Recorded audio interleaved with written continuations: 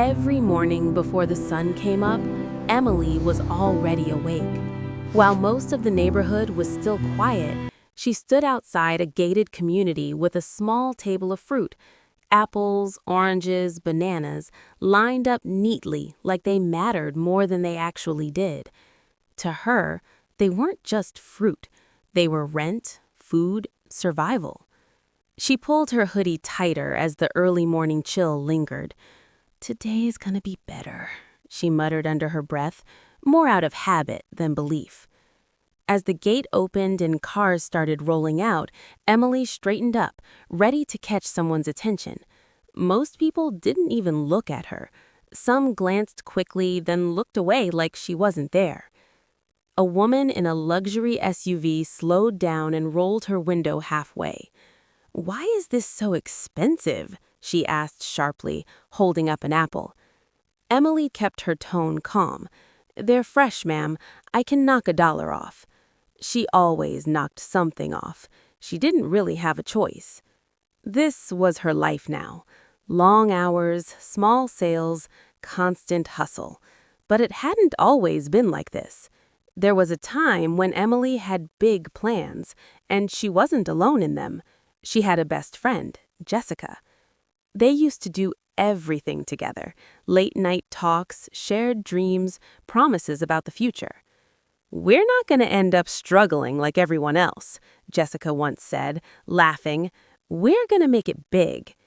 Emily had believed her. But after high school, things changed. Jessica got into a good college with a scholarship. Emily couldn't afford to go. What started as distance turned into silence. Fewer texts, missed calls, eventually nothing. Life hit Emily hard. Bills piled up, family responsibilities took over, dreams got replaced with reality, and little by little she stopped reaching out. Years passed. Now she stood outside that gate every day, watching people live the kind of life she once imagined for herself. One afternoon, as the sun beat down harder than usual, a sleek black car pulled up to the gate. Emily barely paid attention at first. Cars like that came and went all the time. But as the car slowed and the tinted windows slid down, something made her look. And then everything stopped. Behind the wheel was Jessica. At first, Emily wasn't sure. The woman looked different. Polished, confident, put together in a way that screamed success. But it was her, no doubt about it. "Jessica," Emily whispered, her voice barely audible. But Jessica didn't see her, or maybe she didn't recognize her. The car rolled forward and disappeared behind the gate. Emily stood there, frozen.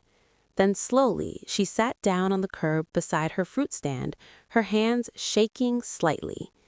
"She actually made it," she said quietly. Tears filled her eyes, not out of jealousy, but something more complicated, a mix of pride, pain, and 1,000 unanswered questions. What happened to my life? Where did things go wrong? For the next few days, Emily couldn't stop thinking about it. She found herself watching every car that came through that gate, her heart racing each time. Part of her hoped she'd see Jessica again. Another part hoped she wouldn't. What if Jessica didn't remember her? Or worse, what if she did and just didn't care? Then one afternoon, it happened again.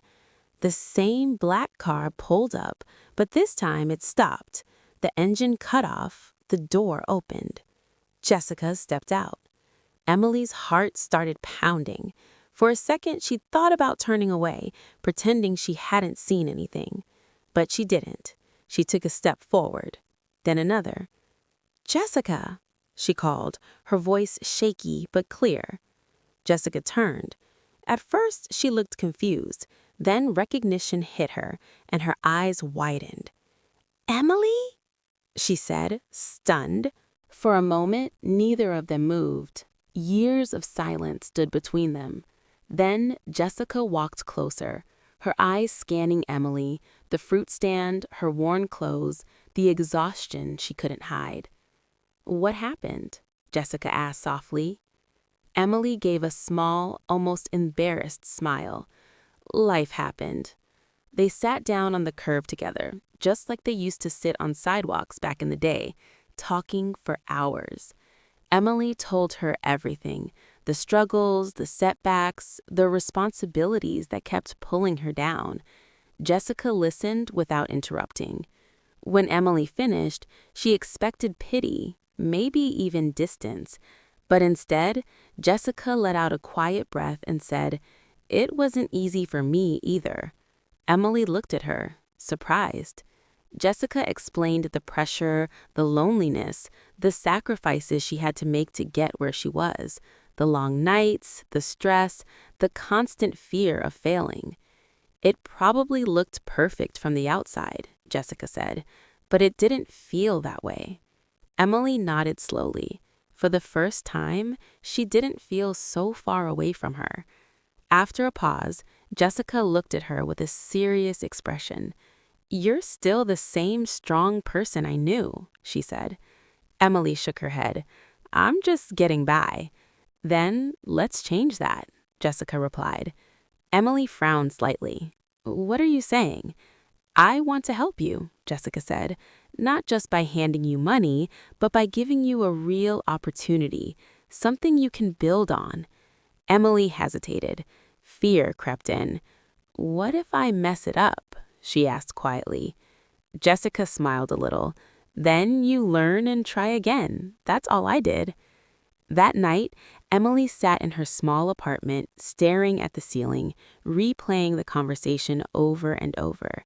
For the first time in a long time, she let herself think about something other than just getting through the next day. She let herself imagine more. The next morning, she went back to the gate, but something inside her felt different. There was hope. A few weeks later, Emily wasn't standing outside the gate anymore. Instead, there was a small fruit shop on a nearby street corner. It wasn't huge, but it was clean, organized, and growing. And behind the counter stood Emily, confident, focused, smiling in a way that felt real again. The door chimed one afternoon as someone walked in. Emily looked up. It was Jessica. They smiled at each other, not just as old friends, but as two people who had taken very different paths and somehow found their way back. Sometimes life pulls people apart, not to end their story, but to reshape it. And sometimes the person you think you've lost becomes the one who helps you find your way again. No matter where you are right now, it's not the end, because one moment, just one, can change everything.